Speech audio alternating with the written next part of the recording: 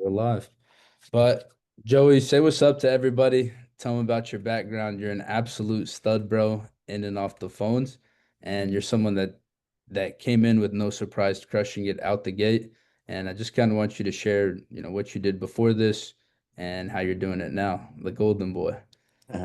Yeah, what's up, guys? I know I don't know most of you because I'm still pretty new, but before this, I started with my team back, I think was our first official month, Mahmoud. I think was like March was when we finally got everybody going around March or beginning of April for some guys. But I had done like a couple guys in here, I'd done solar for a long time. I just sold solar panels door to door for 4 years. Right before this, I did door to door alarm sales while I was in school for like 2 years before that. So I came in with a lot of direct sales, 1099, 100% commission sales experience already, but obviously coming it came into this towards the beginning of this year and have been loving it ever since. The transition moving over from doing solar to doing this was really smooth because for one, like you already know that it's commission only, you 100% eat what you kill, and you know how to work hard. So like there's one good, I love door to door, like super glad I'm out of it, but one good thing I Oh, will say about door to door is that it really teaches you how to grind, and you have to give it your all, and you have to have 100% confidence and self-belief in yourself, which all just transfers over to this. I mean, so many skills transfer over into it, objection handling, being quick, not taking no for an answer, all that good stuff. But yeah, I started back in March of this year. And yeah, it's been good ever since. But I did solar and door to door before this for a while. absolutely, bro. And just seeing you plug into the system because I wouldn't say it was necessarily easy, but it was a simple transition. You were literally kind of like starting out part-time. You had a blitz within 3 weeks, and you were like, dude, I want to just see if this is even real. You went through the licensing process, got through it all, and we had a goal. We had 2 weeks to essentially test out the theory. And I was like, look, bro, don't overcomplicate it. Here's a script. You already understand sales because how long have you been in sales? 6 years. Yeah, so you had sales experience, you understood how to talk to people, and you just needed the right system. And so it was easy to essentially train you because I was like, you know how to read English. You were a Right. disciplined individual, like you lived in California and you were willing to hop on at 6:30, 7:30 in the morning over there and stay on until 6, 7 p.m. So I knew that work ethic wasn't a problem for you. It wasn't a problem for you. And you understood being 1099 off the rip. Because a lot of people come in here and they think, I'm my own boss. Like I get to work whenever I want. Like that is true to an extent, but you have to put in the work. And the biggest thing that I would say, like, that was probably a easy switch for you was the leads. Because with solar and the other door-to-door experience, you had no type of leads, right? Right. Yeah. It's 100% cold knocking. So like that was the biggest thing is when I came into this, I think you gave me the script, like got licensed, all that, gave me the script like the day before. You hopped on the phone with me and you're like, hey, because when I came over, I wanted to make sure this was legit and make sure it was real and make sure you could get paid before I started talking to my guys about it. So when I came over, Mahmood basically got my license, everything, gave me the script the day before I started selling. I read it over a couple times, and then the next morning was on the phones. And the thing about this is what I do love about it so much, Mahmood, and why we all came over was because it's so much more duplicatable, in my opinion.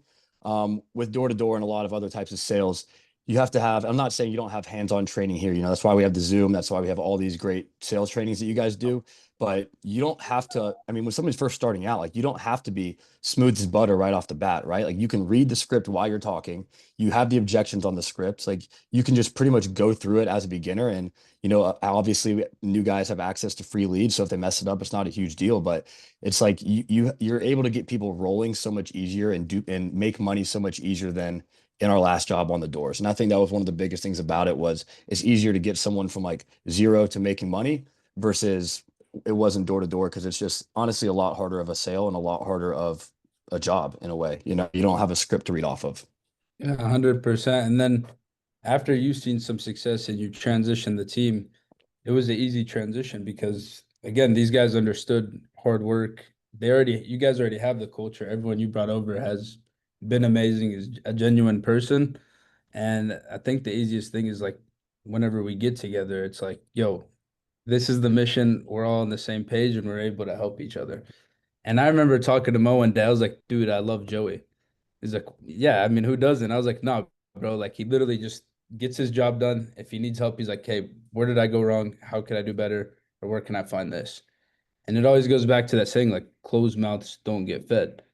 And you were a top producer in solar, and I know there's some new people on this call that are listening. How did it feel kind of transitioning? Because you were at a point where you weren't making horrible money, right? In No, solar. yeah, my worst year in solar. So I started back in 2021, and I started about halfway through that year because that was the year I graduated college. So I started in June. I made like 90 grand that year, but then every year after that, that was like a full-time year. My worst year, I made about 285, and then my best year, 405. So I was always making good money, or decent money. So I was always making six figures. So like coming into this, 100%, I'm not going to do anything where I don't at least have the potential to make three, four, 500 grand. Like I wouldn't even consider that. Like, why would you do something if you don't have the potential to make that kind of money? So I definitely wasn't making bad money. It's just for me, I knew I needed to switch because I was making or I was traveling every single month, and it's just not something that's sustainable long term. I traveled 10, 12 days a month every single month for 4 years.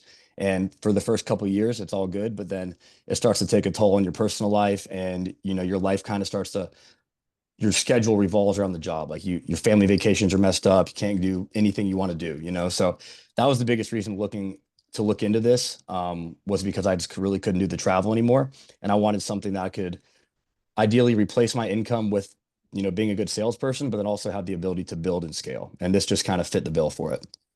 No, absolutely. Like you just got back from a trip this weekend, right? It was your Yeah. good Yeah. It was my birthday. girlfriend's birthday. So we went somewhere. Nah, it's awesome, bro. And like you showed up this morning, work, didn't have no one to report to, didn't have to go anywhere. And that's what I love about this business is like it really is you put in what you get out of it. It's like if you're putting in the work, you're putting in the time, you're gonna get paid your worth.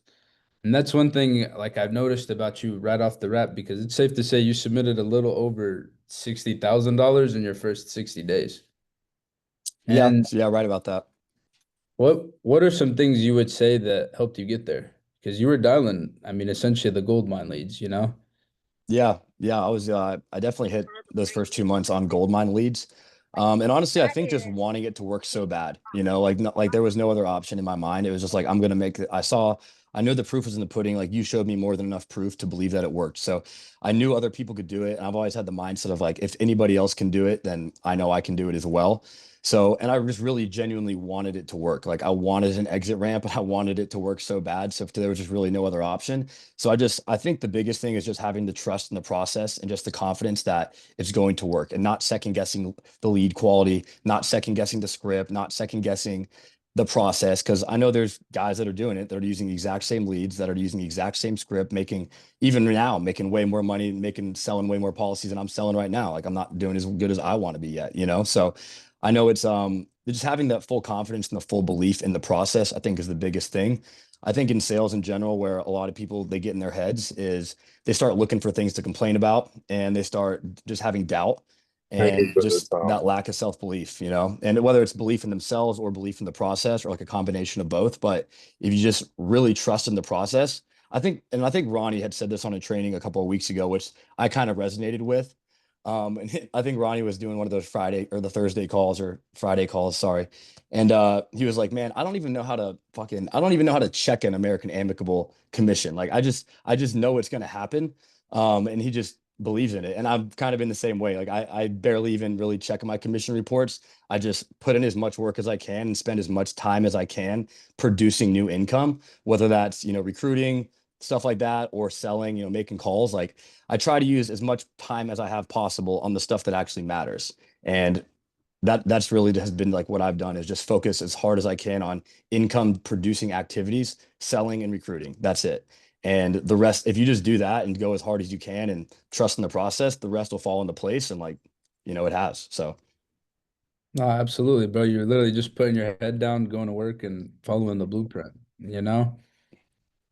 And touch on that, like having self-belief, I believe is huge. Like we even talked a little bit about it today. Like, dude, if you tell yourself you're gonna lose, like you already lost the day. But if you're constantly telling yourself like I'm gonna win, like these people are waiting for me to call them, they're gonna be waiting for you to call them and want your help. And like we figured that out early on. Like I was even testing stuff like, dude, leads that I called in the past that gave me social objections or banking objections. Like, what are your biggest deal was a guy that wouldn't give me a social, and he was like $500 a month, and it was just like something that was like, damn, like it really works. These people just send in a request, whether it's a brand new lead or an old lead. Like these people had some type of interest in our product or service, and we're gonna be the ones that help them. And just this week alone, like today, you had a brand new guy get his first sale out. Last week, you had a brand new guy get his first sale out. How has it been training the team virtually and like the lock-in styles compared to solar? Yeah, so I mean, you definitely got to be more diligent about it for sure. Like you got to make sure they're on the Zoom. You got to make sure, me and my group will usually hop in a Zoom room every single day. And whenever I'm on I'll have the new guys definitely unmute, ask them to unmute whenever they're getting on a Prezi. I'll unmute whenever I'm on a Prezi if they can hear me. I try to once a week too do like a special, not special, but like a weekend hour or so long training with just my guys where I'll, record it and I'll put it on YouTube for the guys that can't make it. But we'll go over like the script. We did the script one week, and then we went over specific, just the end, like hard closing at the end of it the next week. Then we went over like the introduction one week. So just like extra training, and just making sure they're putting in the hours.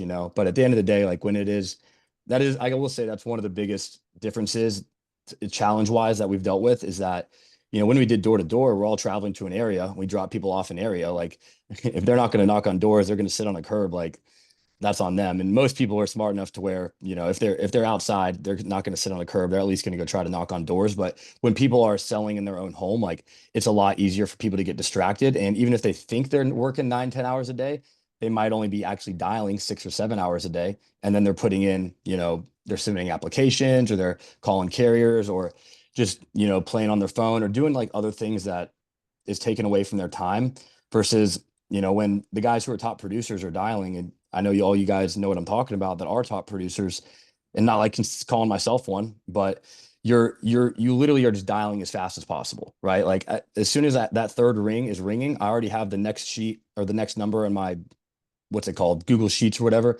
copied. As soon as the voicemail ends on the first one, I paste it in and I'm ready to go. Like my phone is always ringing. If I'm going to the bathroom, I'm leaving a voicemail. You know what I mean? Like I just am constantly making as many calls as I can.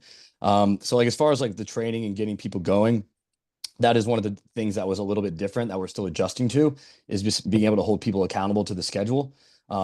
But yeah, I mean, as far as like training goes, obviously you guys do a ton of trainings, like 3 or 4 different ones a week, and there's hours and hours of YouTube videos available that you guys have put out. So I've like sent all the playlists, put it all into a little PDF, send that to my guys. I'm like, hey, if you're not doing as good as you want to do, like you have no excuses because everything that everyone who is killing it, they've watched these videos, they've done these things, like they've put in the extra time to get there. So there's so much available to everybody here that if you're not doing what you want to do and you're not studying extra to get there, then it's kind of on you. Yeah. No, dude, I agree with that 1,000%. And it goes back to what you said. It's the income producing activities or your money making activities. Like always asking yourself, like, is this making me money? And and then now it's good to see like you've seen the active income of this business and obviously you still got levels to go as well, like where you're gonna crack 50, 60,000 in sales, 70,000 in sales. But you and I both understand like this is probably the best active income that we'll ever see. But you're also big on the building side of the passive income. And I think that that's another good thing about this business is the scalability of it. And because like the way that we were just talking about it before the call, like there's gonna be plenty more solar guys coming. So I mean, how are you, I guess, transitioning or targeting guys in the solar space after that big bill?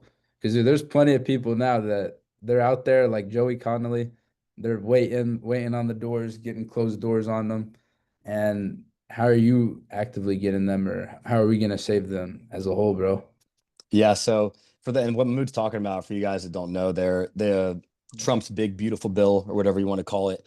They're removing the tax credit from solar and a lot of the incentives for leasing of solar. So the solar industry is like in a super tumultuous time. A lot of financiers, a lot of install companies are going bankrupt right now. So it's just the industry is on edge and everyone kind of knows it. So what I'm doing is, well, obviously I'm directly reaching out to a lot of the guys that I know from the door-to-door industry, talking to them about it and just staying super consistent. Like I have, probably 500 to 1,000 or so people that follow me from door to door on social media.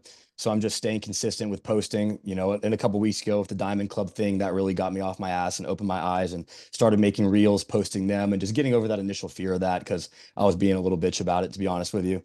So I finally started posting. I'm starting to do like 2 reels a week, 2 like dedicated actual posts a week, but then also just constantly making sure that something about life insurance is on my story at all times, whether it's a picture of me and the guys just dialing on Zoom, even something simple like that. Or once a week, I'll, post like a screenshot of deposits.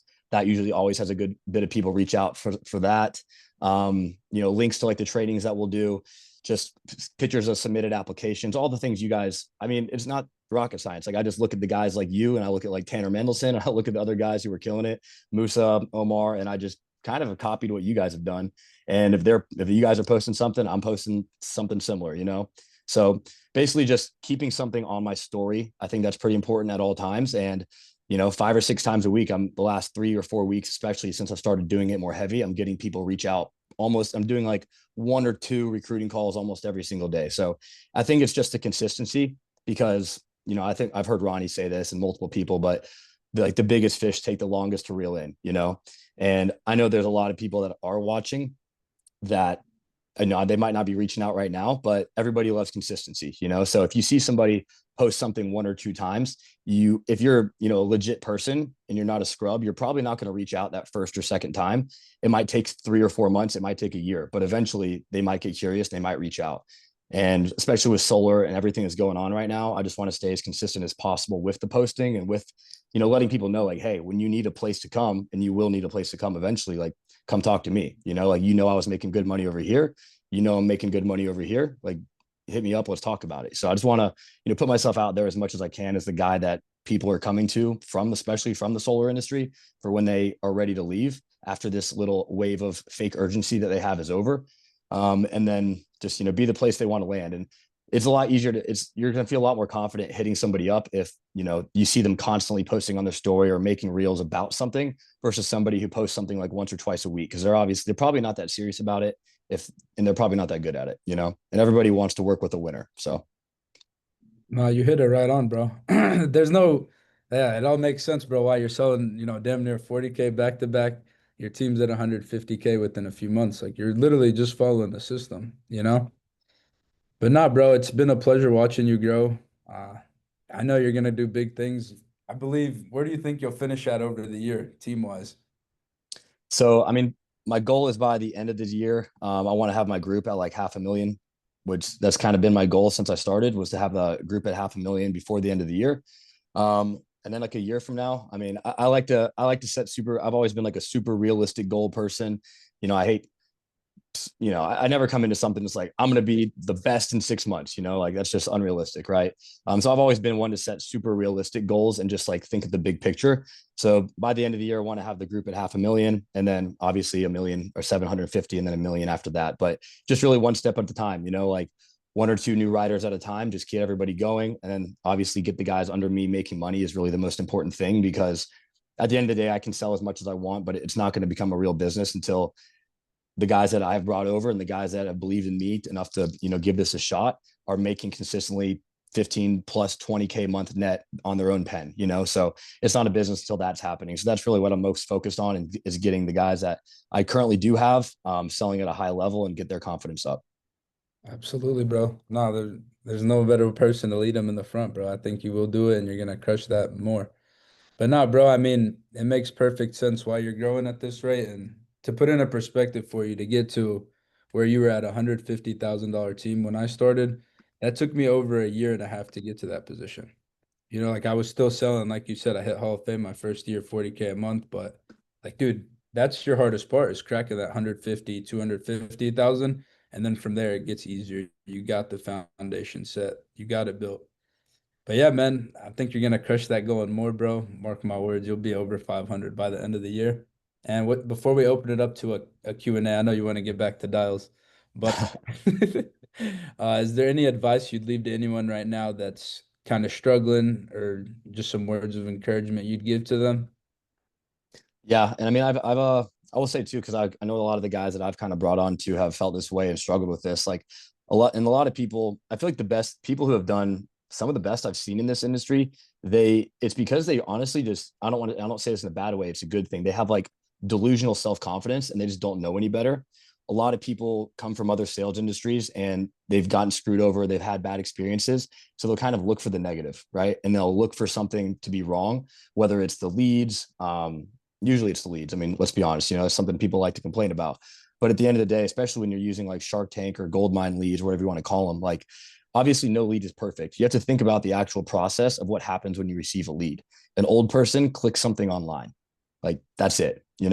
So at the end of the day, like nothing's going to be perfect, but obviously the system here does work. But the guys who are selling 50, 60, 70K a month are using the same lead sources that the guys who are struggling to sell 10, 15, $20,000 a month are using. There's nothing different. Everything's the same. It's just the amount of the guys who are making a lot more money they believe in themselves a lot more. They trust the process a lot more, and they're probably just working harder. That's really only all it is. This is a game of sales is a game of numbers at the end of the day and a game of like amount of time put in. So like, it's just really truly using that time to work. I used to say whenever we were on the doors, it was easy to say this because you're traveling, right? But it's like, we're already out here, right? We're already leaving our friends and family for 10 days a month. Like, why would you not go as hard as possible? Because every second you're out here, you're technically working, right? So why would you not use all that time to 100% of its ability? And then same thing here, I usually start dialing around 8 in the morning, finish around 5:30. I'm in California. So it's like between those hours, like I'm going to use every possible second I can to make as much money as I can. And if I'm not on a recruiting call, damn sure I'm dialing a lead. And it's just like, you just can't waste any time. Time is money in sales and you have to use 100% of that time, like as effectively as you can. So it's hard work and like belief in the system and belief in yourself and just treating every lead like it's a sale. If you call a lead expecting it to tell you to screw off or whatever, like it's probably what's going to happen. But if you go into every day, like I go into every day expecting to close 2 sales. If I close 3 or 4, great. But I'm expecting to close 2 every single day. And if I don't close 2, it's a bad day. Oh yeah, bro. You gotta have that self extra delusion, bro. And always remember, guys, like me and Ronnie used to always say this, like the lead's only as cooked as you are. So like if you sit there and think the lead's fried, like it's gonna be fried. But if you're like Joseph's waiting for me to call him, Joseph's needs my help, you're gonna be the one to help Joseph. But Yeah, not, bro, it's straight facts. And let's you decide when you want to cut it off. You might have a lot of questions, but let's I'm get good. some questions going, guys. And closed mouths don't get fed. And make sure you drop a one in the chat if you enjoyed this call as well. Hey, Joey, I got a quick question for you, dog. What really clicked for you really quickly, considering you came in really quickly? I mean, man, I would just say I really wanted it to work. Like I wanted it to work so bad because it checked all the boxes of what I wanted for an industry to work in. Like it's very scalable. You can recruit people from anybody. It's a great place to build. So the industry itself checked all the boxes and it's remote. Like being able to work from home was a big thing for me after traveling for so long. So I just had like, I know this is kind of the answer nobody wants, but I really just did have 100% belief in the process and I worked my tail off. I was dialing, especially when I was testing it out to make sure it was good enough so I could like share it with my guys. I was putting in 10-hour days to make sure that 10+ hour days to make sure that it was good because I wanted it to work so bad that like because I wanted an off ramp from what I was doing so badly. So for me, it was like there was no other option. Um, but also too, like just studying this for one, obviously studying the script, making the little tweaks that work for you. And then something I've always really been big on is just like extracurricular learning, like whether I'm at the gym, whether I'm walking my dog for the first couple, even now, but especially for the first couple of months I was doing this, I would put on a sales training, right? Like if I'm at the gym, instead of listening to music, I'm going to YouTube or I'll listen to one of the trainings that the blueprint or the playbook's done, or I'll YouTube like final expense, life insurance, overcoming the I want to think about an objection. And then I'll listen. If I find a video I like, I'll listen to that video 4 or 5 times until I have all those objections memorized. So I have like more arrows in my quiver. So that way, if somebody gives me that objection, I have 5 or 6 different ways I can overcome it before I give up. So I think just like using a lot of dead time in your life, whether you're driving, that's a big one. If you drive a lot, you got a dog, you're walking your dog, you go to the gym, you're working out, like all these like few hours a day when you're not doing anything. Well, you're doing something, but you can also be getting better. So just like live close recordings are obviously great for that. So in the first couple months, I was using pretty much any amount of dead time or extra time that I have, even if I was doing something else, to be able to get better at this. So I would say that was like one of the biggest things for me. I'm big on like learning. I love YouTube, and I'll, put on sales podcasts, trainings, videos, whatever, whenever I'm basically doing something else where I have the ability to listen. So I think that helped a lot. Appreciate you, Joey. Yeah, man. Great question, Mo. I got a quick question for you, Joey. It's in regards to an objection I've been getting recently. How would you handle somebody if they say, yeah, I already have coverage, and then you try to give them like a cheaper rate, and they're like, oh yeah, I want to speak with my insurance agent, like they're the one for the current carrier. How would you handle that objection? Have you gone through an entire presentation with this person, or is this like pretty much in the Yeah, beginning? like entire presentation, entire quote, everything. They're just like, Gotcha. yeah, I'm gonna speak with my insurance agent. Yeah. So how, I mean, that's obviously could be kind of tough, but how I would probably handle that one is I would say, well, sir, like what was it that got you looking into coverage or adding additional coverage in the first place? I would probably try to remind them of their why we've been having this conversation, like why we've been on the phone for 30 minutes, and say, well, sir, at the end of the day here, with, being that you are a veteran, we have access to 26 different, approved carriers. So based on your health and your medical conditions, we're able to find you the best rate possible. Now, is it with the whatever we're talking about here, whether it's the 10,000 or whatever it is, like, is it just you want to make sure you're getting the best price, or you want to make sure this is something that you can actually afford? And then from there, if he says, it's the best price and it truly is like a shopping objection, I mean, I'm a big believer in like, if once you get off the phone, like the sale's done, So I try to get every deal I can. I don't like to just sell on, oh, we can set it up for the future and cancel it if we need to, if you're able to find a better price, but I'll do that if I have to.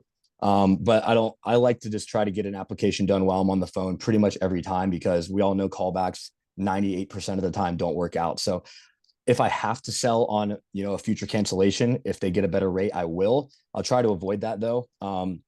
But I could always let them know that, like, hey, sir, well, honestly, we're not really able to we're not able to do callbacks because there are a lot of people that we have to help.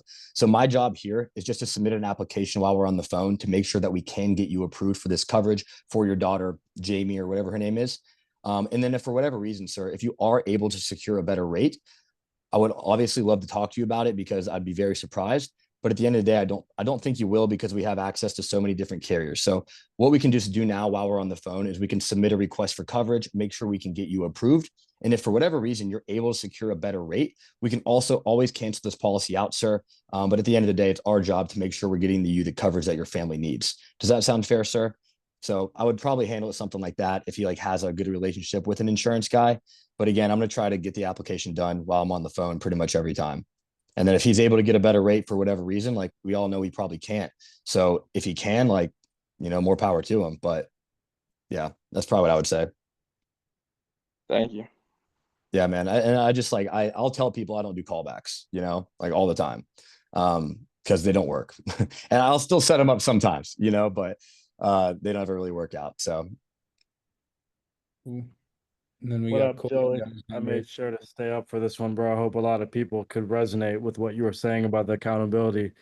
It's 1:30 my time in Spain. I didn't want to miss this, but I know you came from a different industry and you were doing well there, and a lot of people when we're talking to people like that are in your position that are making that type of income, it's a lot harder to recruit them, but obviously you made the switch. What was a conversation like that you had in with yourself to just keep that, being open-minded and learning something else again after coming from somewhere that you were doing really well at? yeah, I mean, so there's like, obviously there's always different levels in life. And obviously I'm nowhere where I want to be in 5 years, right? But at the end of the day, like with what I was doing, I knew I was somewhat limited, because there's only so many doors, there's only so many solar markets you can knock on. Solar is a very volatile industry. It's supported by the government and the regulations with the energy companies. So I always knew there was like a cap on it in a way. And you didn't own your own business either, even though they all solar companies promise some bullshit phantom equity that doesn't really exist. But I always knew there was like a cap on it, and I would never really be able to grow it into like a true business. Like at the very max, I probably could have gotten up to like 6 or 8 teams. I had 2 at the time. So like at the very max, it's limited by the geography of the country, So I always just was looking for something that has a bigger opportunity. And I would say that's the biggest thing with especially recruiting door to door people, is just the the scale of the opportunity. Because with this, you can recruit people from any state in the country. They can work from wherever. Like you're in Spain, you're probably working all the time, I'm sure, because you're you. But it's just like the scalability and the ability to train people and get people set up was the biggest thing here. But yeah, I mean, I was making good money, but I just knew like there's a bigger opportunity, when I see 21-year-olds and 22-year-old guys out here making, if not the same, if not more than I was doing in solar. So For sure. Appreciate you, brother. Thanks for getting yeah, on with man. us. Thank you, Ronnie. Great question, Ron. The GOAT from Spain, baby. And then Colton, you got your hand raised? Yes, sir. So I got a question regarding the gold mine leads. The one objection that I'm specifically finding trouble with is going to be those that they already know why you're calling from square one. Like they cut you off first sentence. They're like, hey, like, is this about the insurance?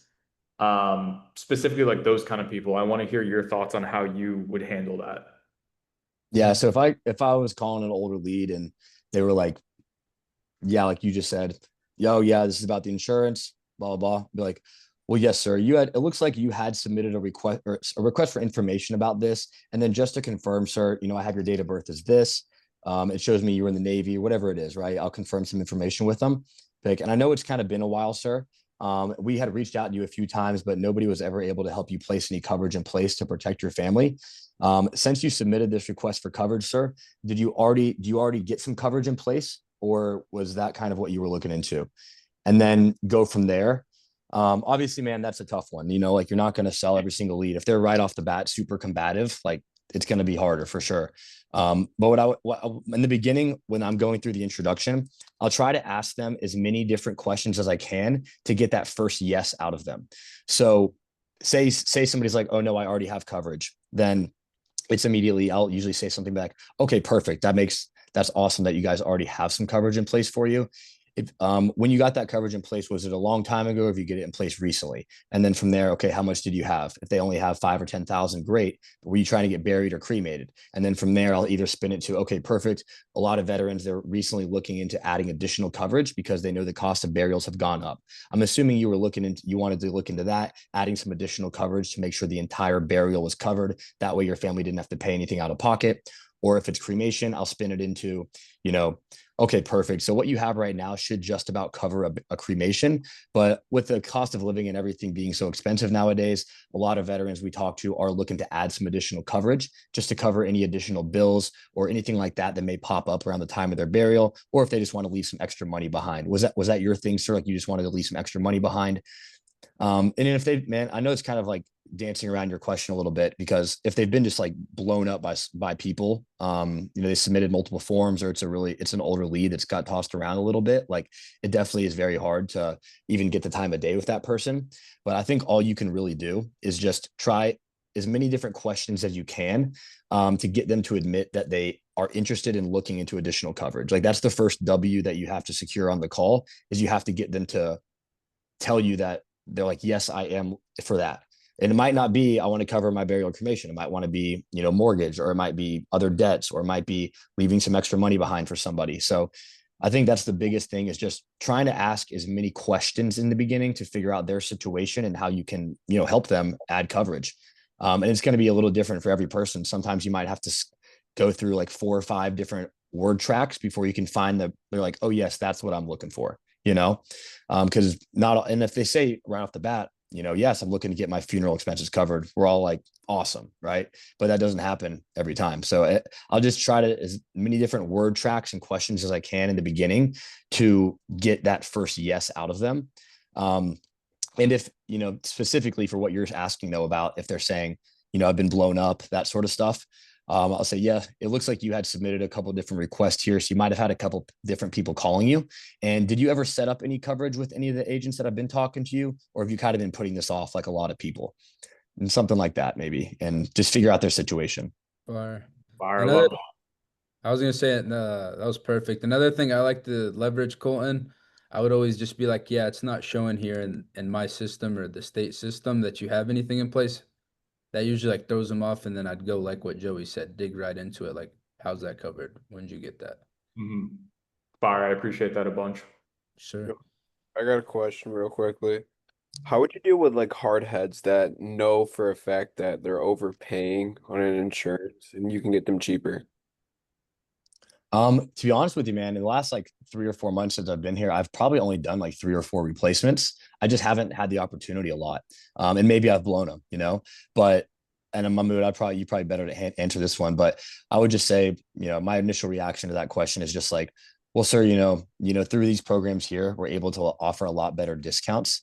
Now, when you got that coverage in place, did they place you on some sort of waiting period, or do you have like some very serious health conditions like AIDS, cancer, anything like that, sir? Is there a reason why it's so expensive? And try to make them feel like understand that they are overpaying for something. And then, sir, I'll just be like, well, sir, if we can give you the same amount of coverage or more coverage for less or what you're currently paying, is that something like, and you were able to save money right off the bat for what you're currently paying? Is that something you would be interested in hearing about or looking into? I mean, that's my Spot initial on. thought. Yeah, you hit that spot on. That's a certified closer. Appreciate it. And then we got two other hands raised. You got Nuha and Chad. Okay, as someone that's coming in with absolutely like no sales experience, what do you think is the best advice to give someone like me? I've only worked in the restaurant industry. This is my first like sales thing I'm going into.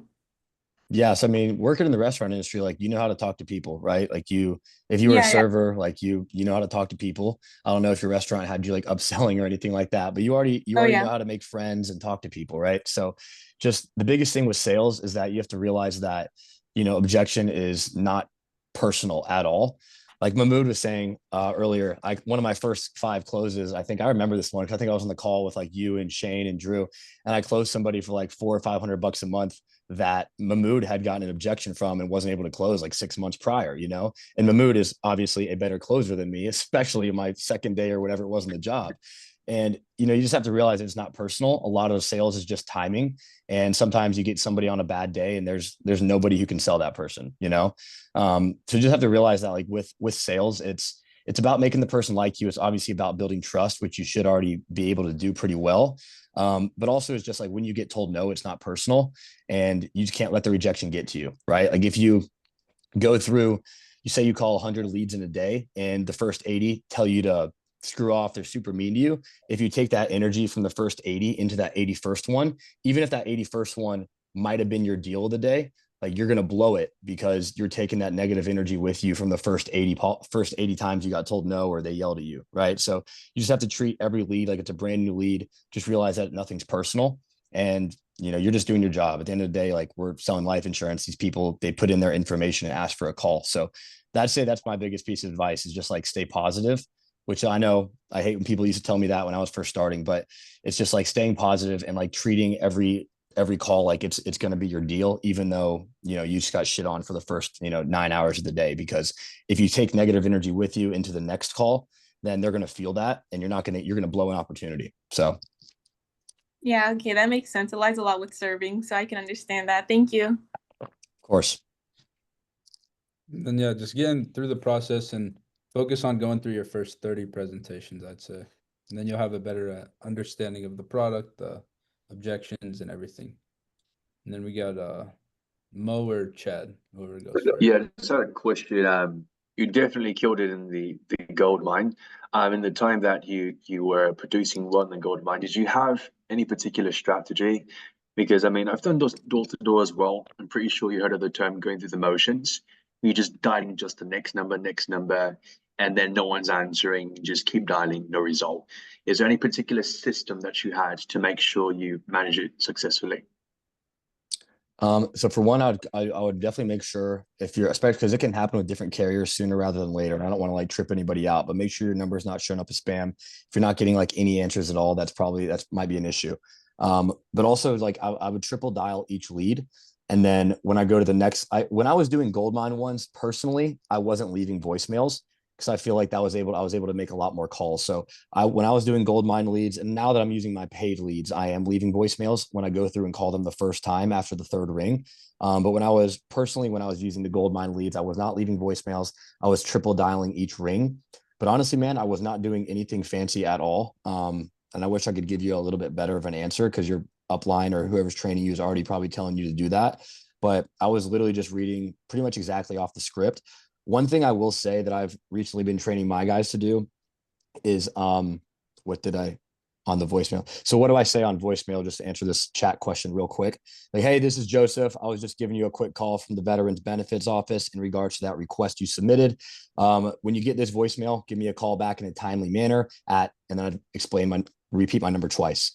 Gosh, I lost my train of thought here, but I would say one tip too for when you're dialing leads in general is I like to use a louder, like more authoritative voice, especially in the introduction. It, just seems to catch people's attention a little bit more. For me personally, it works and just keeps them on the phone and keeps them engaged and gets them interested right off the bat. So instead of like, hey, Bob, this is Joseph. I was just calling you from the Veterans Benefits Office. I'm like, hey, Bob, this is Joseph. I was just giving you a quick call here from the Veterans Benefits Office, FFL. How are you doing today, sir? All right, perfect. So this call is just in regards to that request you had submitted for the new final expense and life options for veterans. And I'm just the medical underwriter who's been assigned to your file. I have your date of birth listed here as whatever it is, right? So I know it kind of sounds silly and it feels a little weird to do it first. But I like to, especially, and I'll tone it down. I'm not like yelling at them the entire time, but I kind of like to use, especially in the introduction, like a more authoritative, like voice where it's, I'm not like yelling at them, but again, I'm mostly dialing older people. So I want to make sure they're hearing me. I make sure to enunciate my words really well. Like I talk a lot more clearly than I do if I've been just even on the Zoom call or like I'm talking to a friend. Like I really focus on pronunciating my words, speaking clearly and more authoritatively. Okay, thank you. All right, we're saving the best for last. We got Mo, the last one with his hand raised. Appreciate it. Joey, biggest fan. Quick question. Obviously you've been killing it here. You were killing it in solar. You were doing really well in alarms. What would you say has been your biggest competitive advantage when it comes to sales or just excelling in the things that you do in general? Oh man, I mean, like, how you do one thing is typically how you do everything, So try to just, I always have like super belief in myself. Like I do know if anybody else can do something, I know I can do it no matter what. And I think that about most things in life, but just having that ultimate belief in myself and just knowing that like I deserve it. I put in a lot of work. I work harder than most people I know. And like, if anybody deserves the money and success, it's me. So I try. And if like I used to kind of struggle, especially when I first started in solar with, or like when I started doing well and making real money, like having like imposter syndrome, like almost like, not thinking like when I started to getting to do trainings at the solar company we were at, I was like, man, I don't even really feel like I'm qualified to do that. I definitely don't, I feel that same way about being on this call with all these guys that are doing way better than me. But, it's just like, you gotta outwork your self-doubt. I think somebody said that before. It's a quote from somewhere. I didn't make that up, but just outwork your self-doubt and just, know if you're working as hard as you possibly can, that like you do deserve the success and just be super confident in everything that you do. I think hard work and just like, that's a really lame answer, right? But just outworking your self-doubt and just working as hard as you can. And just having faith that as long as you do that and you work as hard as possible, like it's impossible to fail, So that's kind of how I've always treated sales, because sales is really like, it is obviously you have to have some like a baseline level of intelligence, but you don't have to be a genius and you don't have to, be like some Ivy League person or anything like that. Like you just have to work really hard and be able to talk to people, crack some jokes here and there, and just believe in yourself. Like that's really all it is. But it's a lot of it's just positive energy and like belief in the process, and just knowing that what you are doing will work. All right. Love that. All right, we got one more hand raised. Mo Money.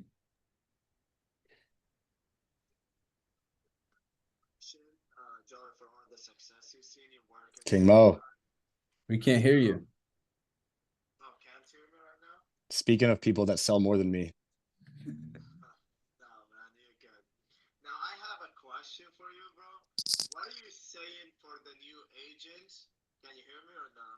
No, I can hear you. I had my thing turned down. My bad. Okay. Like, what do you say for the new agents that they say, I don't want to build yet. I want to work, and for after 3-4 months, I'm gonna start recruiting. You came and started recruiting day one, and you bring your team with you. say? Is it that good that you came with your team, or it was better for you if you stayed a little bit, then you brought your team? I mean, to be completely fair, I did sell before I brought my team into this. I did like make sure it was legit and I was making money, which it was, and I sold policies my first day.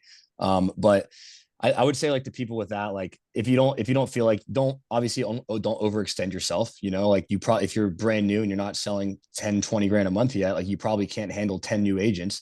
But at the same time, you should always be putting those feelers out and like making sure that you're finding people that are interested and making sure people know that you're doing it, because at the end of the day, even if you're not ready to personally take on 5 or 10 people, which, that might not be the best thing for those 5 or 10 people. If you're not ready to do that, you don't want to mess with anybody's life. But at the end of the day, like, how you get to the next level in this business, once you are consistently selling, is recruiting, and that's how you build it into a real business. And that's why I came here. So I would say to those people, like, just if you don't feel comfortable, like, just know that you have to again outwork the self-doubt, because if you don't feel comfortable recruiting, it's because you don't really believe in the system, or you don't believe in the process, or you don't feel like you have a you problem where you feel like you're not ready to do that. So fix that problem first by making some money selling. But it is how you take this business to the next level, of course, and like that should be everybody's goal, is to like build a team and recruit, because that's how you get this business to the next level. So but I think it's something that you have to be aware of from day one. And like, you have to be focused on getting to the point where you feel comfortable enough to do that. At least if you don't want to do it day one, obviously, like, that's whatever, but you want to be able to get to the point where you have the confidence to do so.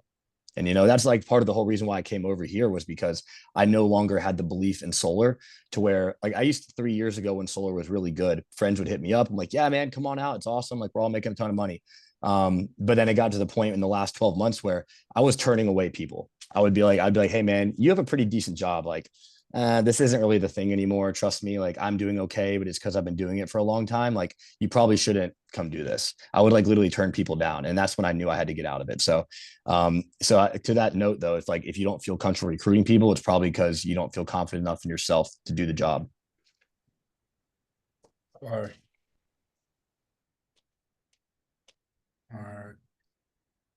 Alexander. Hey yo, how's it going? Good, bro. Oh yeah, bro. So dude, quick question. So like, how do you stay profitable? Like, how do you kind of keep track of all that stuff? Like lead spend, how much you're producing, how are you keeping track of your policies that are getting paid out? Because for me, it's like you said you just try to sell a lot of stuff and you don't really try to pay attention too much of it. But it's like, would you recommend like kind of keeping track of all that stuff? Because I mean, I had a pretty big week last week, which is super awesome. But it's like, I would know a couple of policies went into underwriting, like American Amicable. And it's like, do you just constantly just keep on checking up on those policies? Or do you just kind of like forget about it and then just hope to get paid on those? So what I do is I have a pretty simple system where how I keep track of my sold policies. So I'm very big on like my notes in my phone. I use like my notes to keep track of everything. So what I'll do is I have like a note just for like life insurance, right? So, and then in there I have a customers tab, and then I have my, scroll down here to show you, like, I'll have like my customers from each week, right? So I have in there the name. Once I know a policy is in force, like I sold it 100% approved, not an underwriting, whatever it is. I shoot the customer the approval text, and I put in there, the customer's name, the amount of premium it was, the carrier, and then the effective date.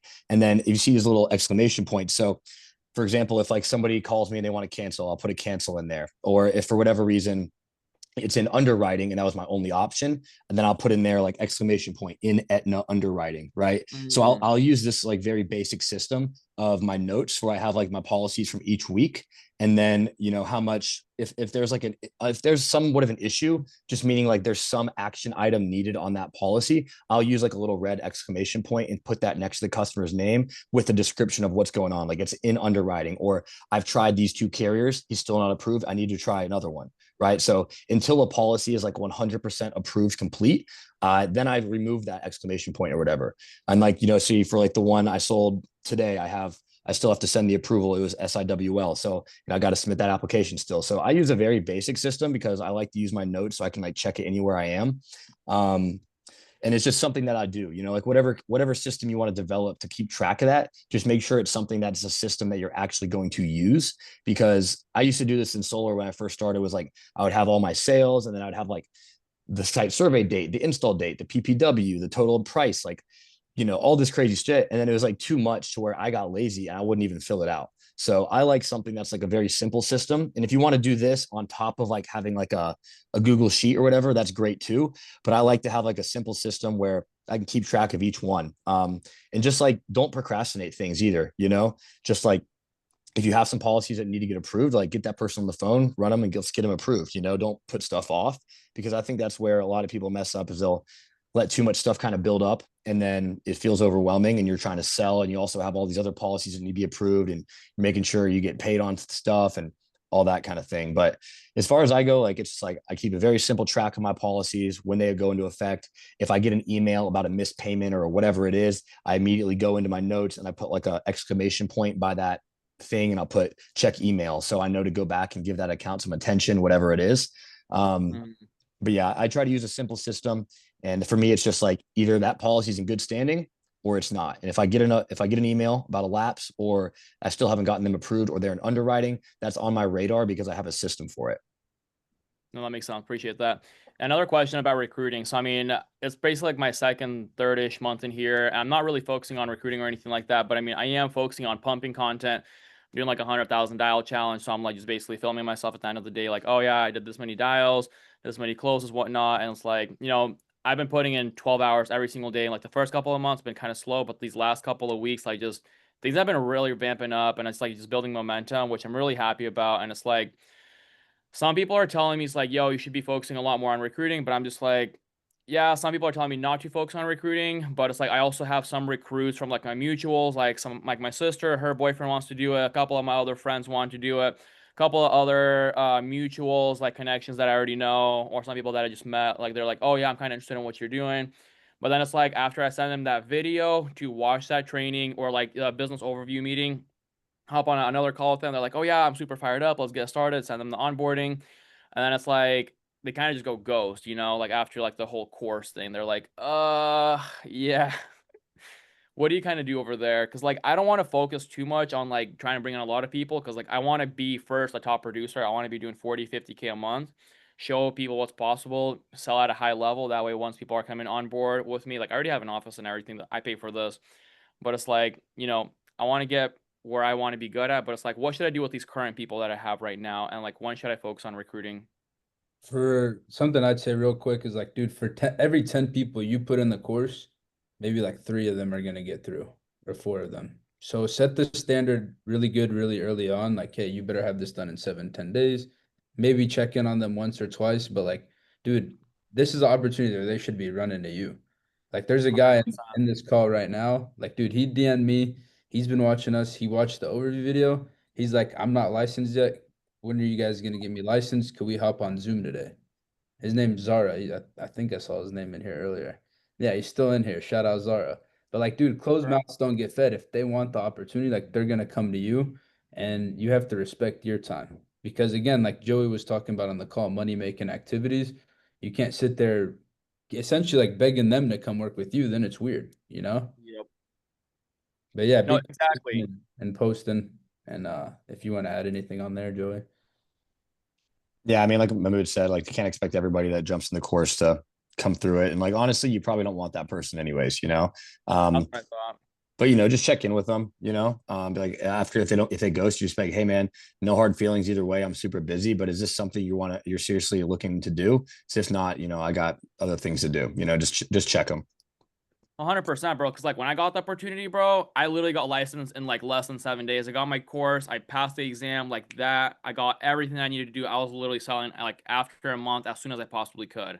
And it's like I see those other guys, they're like just not hungry for it. I'm like, well, and I totally understand. It's like 93% of people won't make it in this business after 2 years, you know? So it's like, I know I'm not going to recruit everybody, but it's like, I want to find those solid people. But yeah, like I appreciate your feedback though.